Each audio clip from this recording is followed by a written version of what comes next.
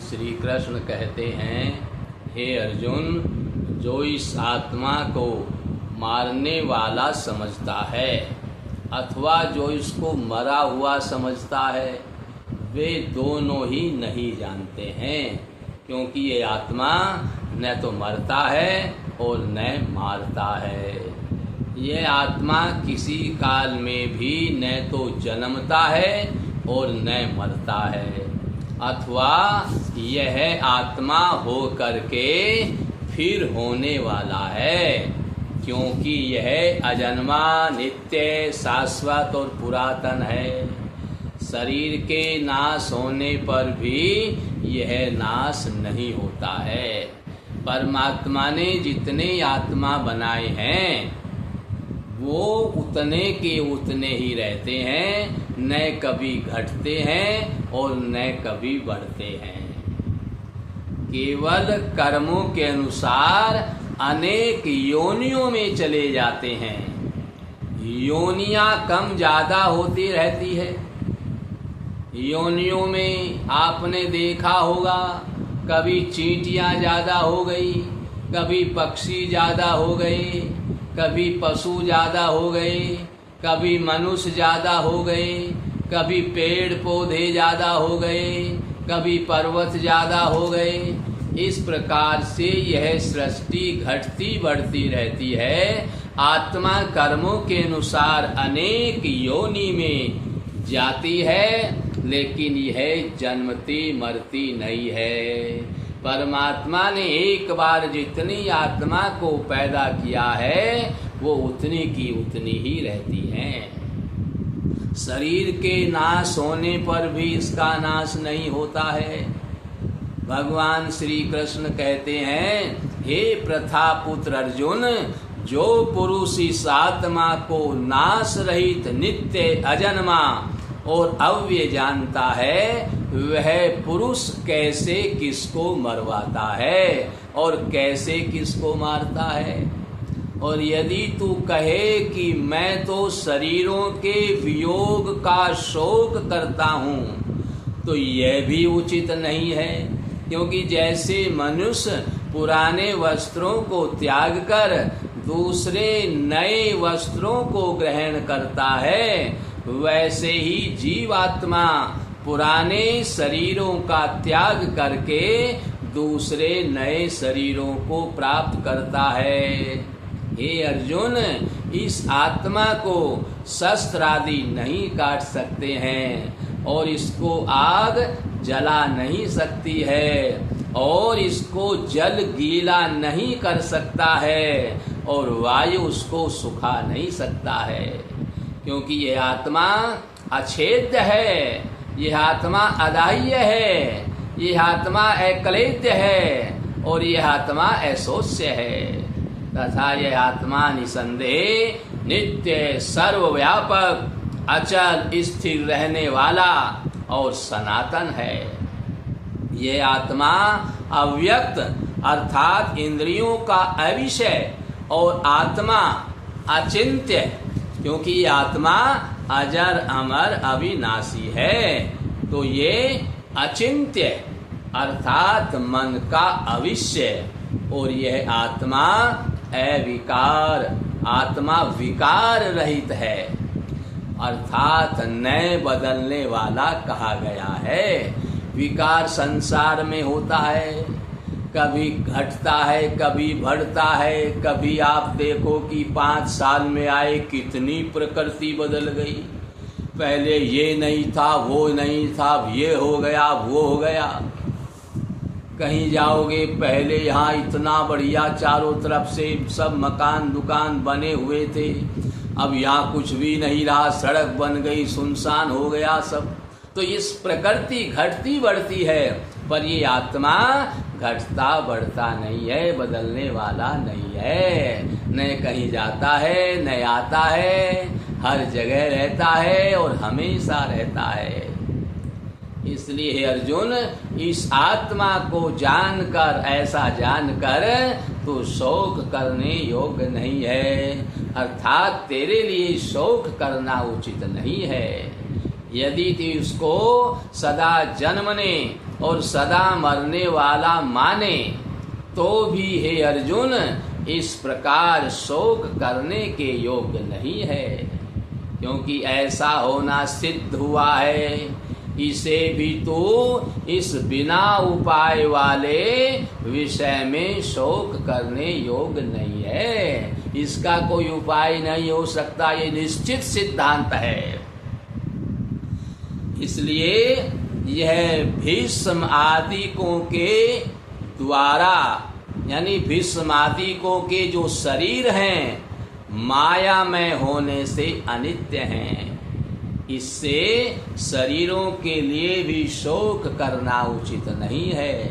क्योंकि हे अर्जुन, संपूर्ण प्राणी जन्म से पहले बिना शरीर वाले और मरने के बाद भी बिना शरीर वाले ही हैं।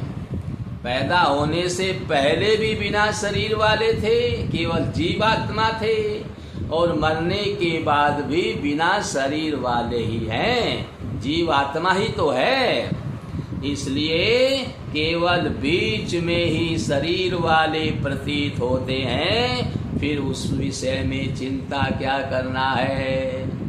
हे अर्जुन, यह आत्म तत्व बड़ा गहन है, इसलिए कोई महापुरुष ही इस आत्मा को आश्चर्य की ज्यों देखता है, और वैसे ही दूसरा कोई महापुरुष ही आश्चर्य की ज्यों इसके तत्व को कहता है, और दूसरा कोई ही इस आत्मा को आश्चर्य की ज्यों सुनता है, और कोई सुनकर भी इस आत्मा को नहीं जानता है। हे अर्जुन, यह आत्मा सबके शरीर में सदा ही अवध्य है, इसका वध नहीं किया जा सकता। इसलिए संपूर्ण भूत प्राणियों के लिए तू शोक करने योग्य नहीं है, और अपने धर्म को देखकर भी तू भय करने योग्य नहीं है, क्योंकि धर्म युक्त युद्ध से बढ़कर दूसरा कोई कल्याणकारक तत्व क्षत्रिय के लिए नहीं होता है। हे अर्जुन, हे पार्थ, अपने आप प्राप्त हुए और खुले हुए स्वर्ग के द्वार रूप इस प्रकार के युद्ध को भाग्यवान क्षत्रिय लोग ही पाते हैं। और यदि तू इस धर्मयुक्त संग्राम को नहीं करेगा तो स्वर्ग धाम को और कीर्ति को खोकर पाप को प्राप्त होगा, और सब लोग तेरी बहुत काल तक रहने वाली अपकीर्ति को भी कहा करेंगे, और वह अपकीर्ति माननीय पुरुष के लिए मरने से भी अधिक बुरी होती है। तेरी आने वाली संतति भी जब इस प्रकार से अपने पिता की अपकीर्ति को श्रवण करेंगे तो उनको भी बड़ा दुख होगा, और वो भी अपने कर्तव्य से च्युत हो जाएंगे। और जिनके लिए तू बहुत माननीय होकर भी अब तुच्छता को प्राप्त होगा, जिनके जो तुम्हारा सम्मान करते हैं, तुम्हें वीर मानते हैं, वो भी तुम्हें तुच्छ जानेंगे। वे महारथी लोग तुझे भय के कारण युद्ध से उपराम हुआ मानेंगे कि तुम भयभीत होकर युद्ध से पीछे हट गए हो। और तेरे जो बैरी लोग हैं, तेरे सामर्थ्य की निंदा करते हुए बहुत से नए कहने योग वचनों को कहेंगे, फिर उससे अधिक दुख क्या होगा। इससे युद्ध करना तेरे लिए सब प्रकार से अच्छा है, क्योंकि या तो मार कर स्वर्ग को प्राप्त होगा अथवा जीत कर पृथ्वी को भोगेगा। इससे ही अर्जुन युद्ध के लिए निश्चय वाला होकर खड़ा हो। यदि तुझे स्वर्ग तथा राज्य की इच्छा न हो तो भी सुख दुख, लाभ हानि और जय पराजय को समान समझकर उसके उपरांत युद्ध के लिए तैयार हो। इस प्रकार युद्ध करने से तू पाप को प्राप्त नहीं होगा। हे पार्थ, यह बुद्धि तेरे लिए ज्ञान योग के विषय में, अर्थात ज्ञान जो योग है, 3 मार्ग बताए भगवत प्राप्ति के, ज्ञान योग, कर्म योग, भक्ति योग। तो बोले ज्ञान योग यानी कर्म ज्ञान योग के विषय में कही गई, और इसी को अब निष्काम कर्म योग के विषय में सुन। जिस बुद्धि से युक्त हुआ तू कर्मों के बंधन को अच्छी तरह से नाश करेगा। इस निष्काम कर्म योग में आरंभ का अर्थात बीज का नाश नहीं है, और उल्टा फल रूप दोष भी नहीं होता है। इसलिए इस निष्काम कर्म योग रूप धर्म का थोड़ा भी साधन जन्म मृत्यु रूप महान भय से उद्धार कर देता है। हे अर्जुन, इस कल्याण मार्ग में निश्चयात्मक बुद्धि एक ही है, और अज्ञानी यानी सकामी पुरुषों की बुद्धियां बहुत भेदों वाली अनंत होती हैं। हे अर्जुन, जो सकामी पुरुष केवल फल श्रुति में प्रीति रखने वाले हैं, स्वर्ग को ही परम श्रेष्ठ मानते हैं कि मैं जो कर्म कर रहा हूँ इससे मुझे क्या फल मिलेगा, जो कामना के लिए कर्म कर रहा है इससे बढ़कर और कुछ नहीं है, ऐसा कहने वाले वे अविवेकी जन्म रूप कर्म फल को देने वाली तथा भोग तथा ऐश्वर्य की प्राप्ति के लिए बहुत सी क्रियाओं के विस्तार वाली इस प्रकार की जिस दिखाऊ शोभायुक्त वाणी को कहते हैं, उस वाणी द्वारा हरे हुए चित्त वाले तथा भोग और ऐश्वर्य में आसक्ति वाले उन पुरुषों के अंतःकरण में निश्चयात्मक बुद्धि नहीं होती है।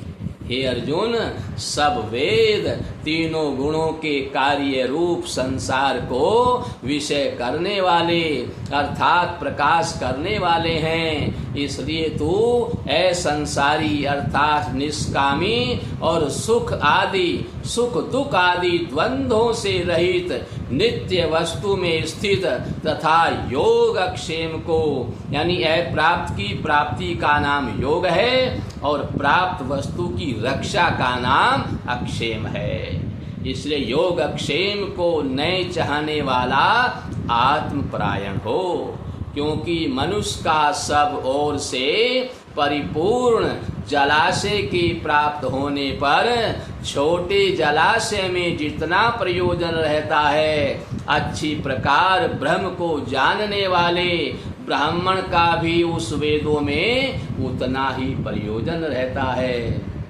अर्थात जैसे बड़े जलाशय के प्राप्त हो जाने पर जल के लिए छोटे जलाशयों की आवश्यकता नहीं है, वैसे ही ब्रह्मानंद की प्राप्ति होने पर आनंद के लिए वेदों की आवश्यकता नहीं रहती है। आगे की कथा आपको कल श्रवण कराई जाएगी, इसलिए ध्यान मग्न होकर के ध्यान से इस सत्संग को श्रवण करिए, पढ़िए, सुनिए, और आगे कल आपको इसके आगे की कथा श्रवण कराई जाएगी। बोलिए सब संत भगवान की जय, सनातन धर्म की जय।